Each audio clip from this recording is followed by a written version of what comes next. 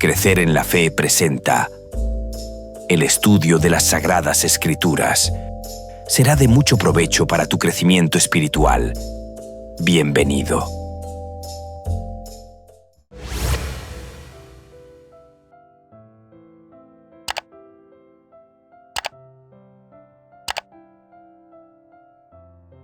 Misericordia perdida.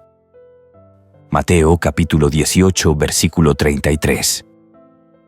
¿No debías tú también tener misericordia de tu consiervo, como yo tuve misericordia de ti?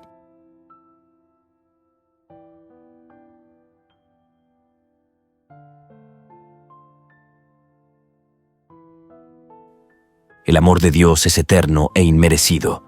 Sin embargo, los seres humanos pueden rechazarlo.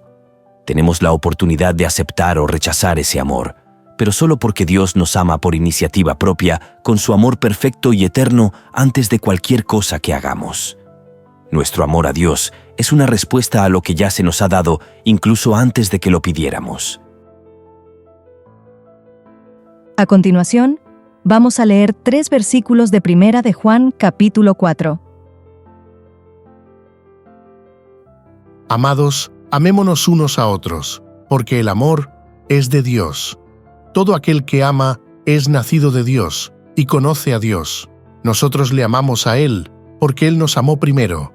Si alguno dice, yo amo a Dios, y aborrece a su hermano, es mentiroso, pues el que no ama a su hermano a quien ha visto, ¿cómo puede amar a Dios a quien no ha visto? Teniendo en cuenta el anterior pasaje, y en especial atención a los versículos 7 y 19. ¿Qué nos dice esto acerca de la iniciativa divina de amarnos? Podemos decir que la iniciativa divina de amarnos se ve claramente en estos versículos. Dios es el origen del amor, y todo amor genuino proviene de Él. Además, Él es quien toma la primera acción, amándonos antes de que podamos corresponderle. Este amor divino es el que establece la base para nuestra capacidad de amar a Dios y a los demás. En el versículo 7 de Primera de Juan 4 dice: Amados, amémonos unos a otros, porque el amor es de Dios. Todo aquel que ama es nacido de Dios y conoce a Dios. Este versículo establece que el amor tiene su origen en Dios. Es decir, el amor no es algo que surja espontáneamente de los seres humanos por su propia voluntad, sino que es una cualidad de Dios que Él comparte con nosotros. El amor es un atributo divino, y aquellos que aman muestran que están conectados con Dios, pues han recibido ese amor de Él. Es una muestra de su iniciativa, ya que Él es el origen del amor, y es Él quien primero nos ama. En el versículo 19 de Primera de Juan 4 dice: Nosotros le amamos a Él, porque Él nos amó primero. Este versículo subraya la iniciativa de Dios en el amor. Aquí se revela que nuestro amor hacia Dios es una respuesta al amor que Él nos mostró primero. No somos los primeros en amar a Dios, sino que Él nos amó de manera incondicional y soberana antes de que nosotros pudiéramos siquiera pensar en amarle. Este amor divino no depende de nuestra capacidad o mérito. Dios decidió amarnos primero, y esta iniciativa suya es la que nos motiva y capacita para responder a Él con amor. El amor de Dios siempre ocurre primero. Si Dios no nos amara en primer lugar, nosotros no podríamos amarlo. Él es la fuente de todo amor, y es gracias a su amor incondicional que podemos aprender a amar. Aunque Él nos creó con la capacidad de amar y ser amados, la verdadera base de este amor viene de Él. Pero, aunque el amor de Dios es un regalo que nos ofrece sin condición, es nuestra decisión aceptarlo y reflejarlo en nuestra vida. En la parábola de Jesús sobre el siervo que no quiso perdonar, registrada en Mateo capítulo 18, vemos claramente este principio.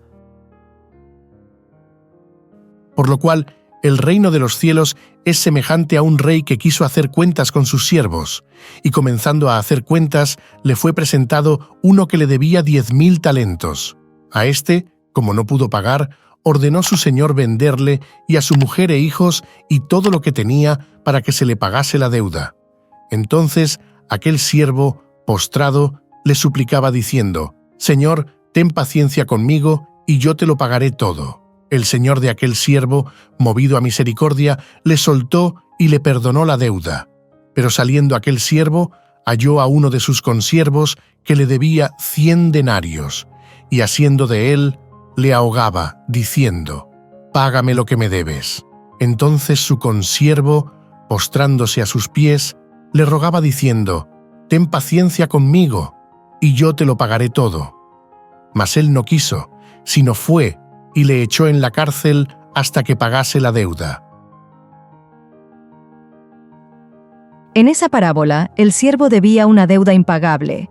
¿Sabes cuántos años se debía trabajar para pagar esa deuda de 10,000 talentos?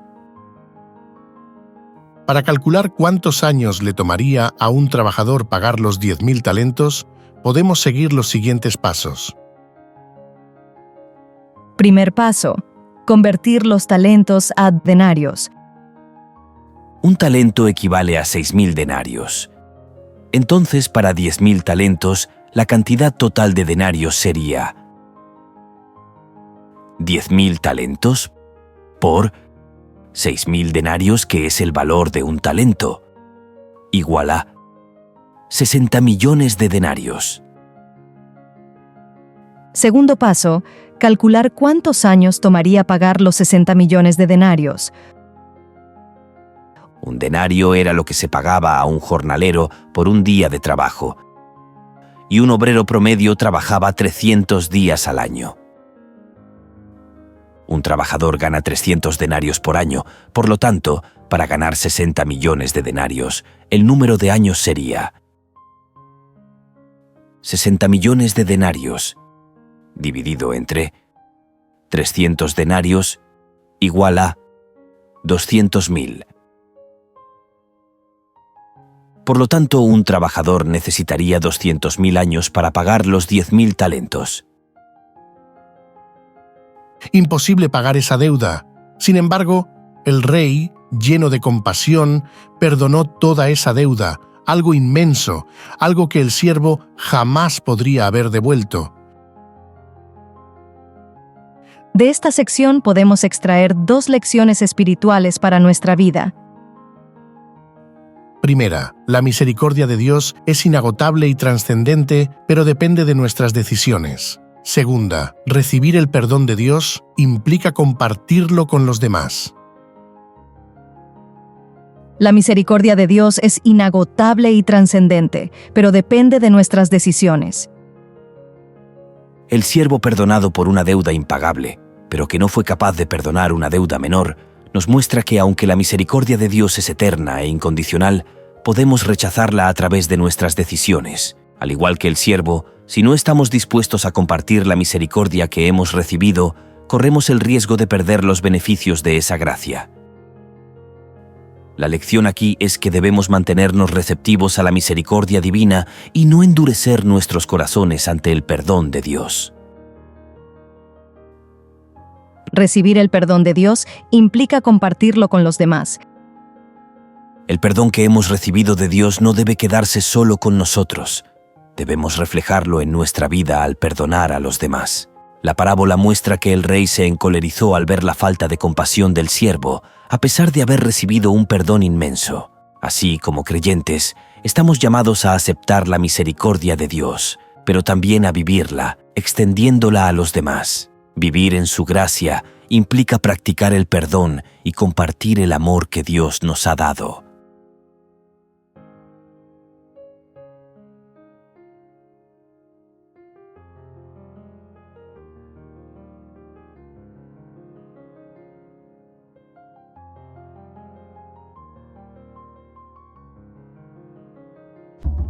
Crecer en la fe les invita y les motiva a seguir estudiando las Sagradas Escrituras a través de este material.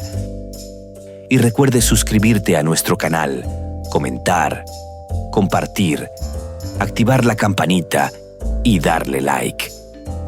Esto será de gran ayuda para el crecimiento de nuestro ministerio y así poder llegar a muchas personas más. Muchas gracias por tu apoyo. Dios te bendiga.